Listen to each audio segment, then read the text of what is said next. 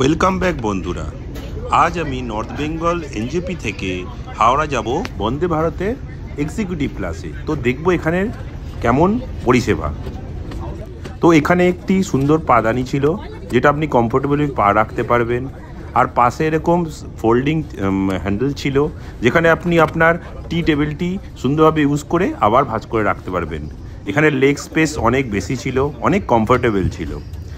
আর ছিল নিজস্ব charging point. এছাড়া সবথেকে একটা মজার ব্যাপার ছিল, সেটা হলো এখানকার চেয়ারগুলো 360 ডিগ্রি অ্যাঙ্গেলে রিভলভিং করা যায়।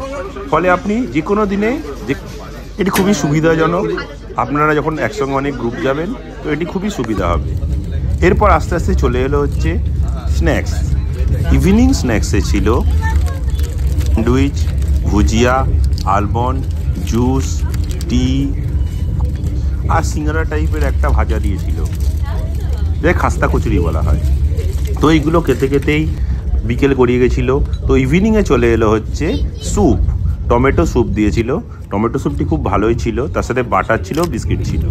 এরপর আস্তে আস্তে যখন রাত্রি হলো, তখন আমাদের দিয়েছিল ডিনার। ননভেজ ডিনার ছিল, চিকেন, রাইস, ডাল, একটা সবজি, দুটো পরোটা, মিষ্টি, দই আর সব শেষে ছিল আইসক্রিম।